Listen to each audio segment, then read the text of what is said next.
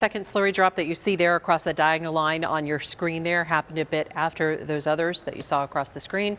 And you're seeing the top of that fire line right there. So this is the new area of concentration, if you will. A little bit less dense with the homes in there, but still they got to make fast work on this to try to get this thing under control. That area that is cleared out is good news. The concern is that embers hopping that entire area there and going somewhere else. This is the structure that we saw on fire. This is the only one that we've seen on fire so far out there this afternoon. And it looks like some sort of, covered parking for potentially vehicles, or I saw a trailer over there. You can kind of see the white trailer poking out there, but obviously that's burning at a total loss rate. So you can see the crews as it looks like a kind of a wildland firefighting truck pulls up.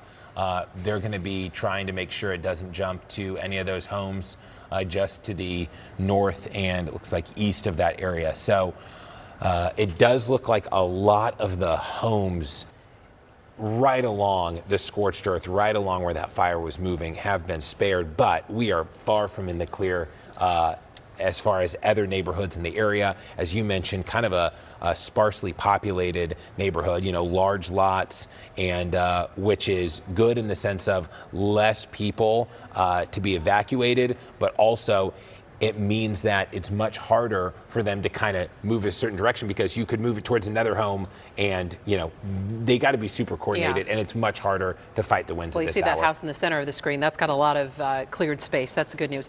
Dave Filio is joining us on the phone from Scottsdale Fire. Dave, first of all, thank you for taking time. We're seeing at least one, it looks like one structure lost out there. Are you hearing of more? So as of now, I just got off the phone that we have not lost the structure. So I don't know if I'm seeing that from the air, but initially got on scene. We had a 5-acre brush fire. We have actually have today 3 brush trucks out roaming in the area. So we got there fairly quickly. But like I said, 5 acres, and it quickly spread to 150 acres, and now we're saying 700 acres. We've since struck a second alarm on this. We've got over 200 firefighters heading that way. We've worked with state land to acquire 2 DC-10s that are making drops. So we're asking people to stay out of the area. And if you're evacuating, just evacuate out of the area. We don't have an evacuation center set up yet.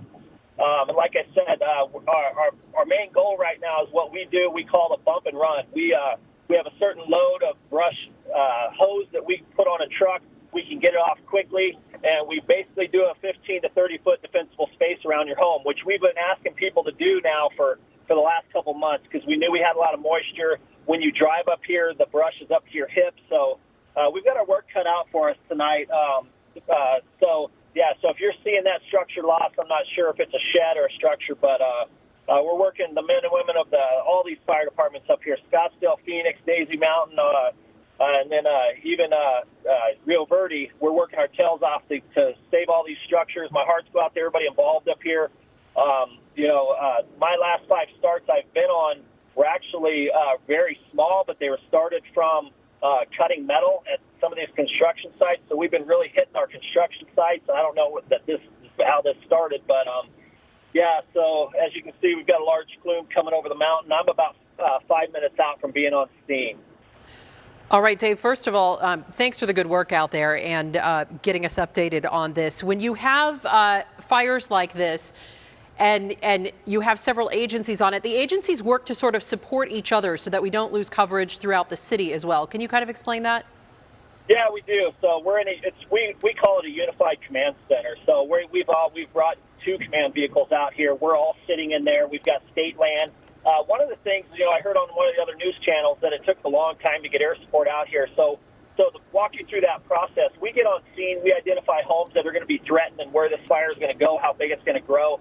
And then we request state land to help us out with air operations. We can't launch aircraft unless we know all the news helicopters are back. There's no drones in the air. And then you have to have somebody running the air operations. There's a command component within the unified command system. So it takes a little bit of time to get that set up because this is a very low frequency but extremely high risk for us to bring these DC-10s loaded, dropping these loads. They've done a great job protecting some of these structures. From your helicopter, you've probably seen we laid that last one right on some of those homes. So They've done a great job so far. The men and women of all these fire departments have done a great job by the bump and run that we train on every year. And yeah, we're just hoping, we just want to save all these structures. Our hearts go out to all these people up here, and also we need to rotate out our first in fire crews that were on scene because it's hot up here. It's 106 degrees, 100 degrees, whatever it is. They need to get back off the front lines to get hydrated so we don't have any other injuries to our firefighters. Yeah, that is the main thing, making sure that our fire crews out there are safe and able to do the great work that they do out there. You brought up an interesting point, clearing some of the drones from the air. This is a sort of sign of the times to have to make sure that the airspace is clear of drones. Can you talk about how that complicates things? It complicates it big time because right now we've probably only got about another hour and a half of daylight. So we want to get as many drops as we can. So the turnaround, I'm not sure. I think they might be coming out of Gateway. I'll confirm that. But the turnaround's really quick for us right now. We're just thankful they were in town, right? And they've assigned those to this fire. So it gives our firefighters a great advantage to knock down some of these hot spots that are threatening homes. And then we've also done some fuel mitigation projects up in this area, which initially helped us out, too. We identified areas where predominantly the winds come out of the west to the east, so we send a lot of those lines up there.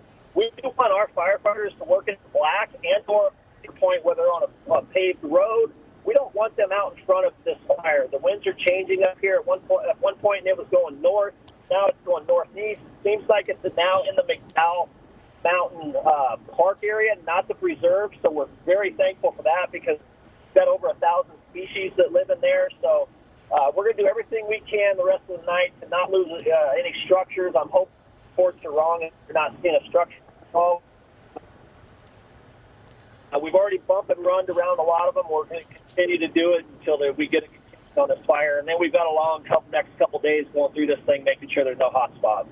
Yeah. Hey, Captain, one of the questions I wanted to ask you just had to do with, we've seen some animals out there, and obviously Katie and I have mentioned the fact that people are very concerned about the horses and any pets, or, if they have a loved one who's on vacation, but the dog's still in the house, something to that effect. What would you say to people who either want to show up there to try and evacuate animals, do what they can to help, or if, heaven forbid this happens, though, people just want to get close to the fire, take photos, etc. What's your message to the public that may want to go into that neighborhood?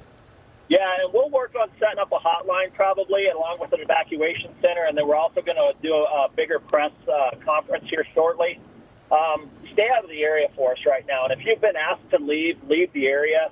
Our firefighters have gotten into some of these areas where it's ranch property where they've got horses.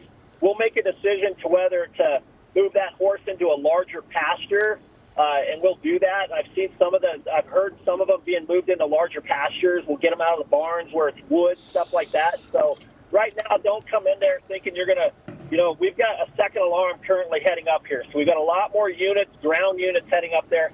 And water supply right now, another news station asked me about the whole Verde water supply. That's not an issue for us right now. We've got the DC-10s. We've got waters in our tanks. We've got some actual tankers that are on the road that bring us 5,000 to 6,000 gallons of water. This is just access and not putting our people in harm's way and just thick brush through these areas right now. This is from the moisture that we had 2 months ago. So here we are, and we're going to do everything we can to get containment on this thing. Yeah, it was such a wet winter that that is the concern. All that brush out there now drying out in these 100 to 110 degree temperatures. Captain, thank you so much for taking time. I know we'll get everybody updated when an evacuation center might be open and when we get more information on that hotline you spoke of. So we're looking at a live picture right now of that drop out there to try to stop this fire, that retardant drop to try to get this thing under control. You can see very active flames right there in that shot on your screen. Captain, thank you for taking the time. Thank you, guys. We'll talk with you soon. Okay, stay safe out there. It is now officially called the Diamond Fire, as you see there on our screen, usually named after a marker or something that's out there, that first firefighter arriving on the scene, but official name for this fire to help describe it for folks and keep you updated using that hashtag as well.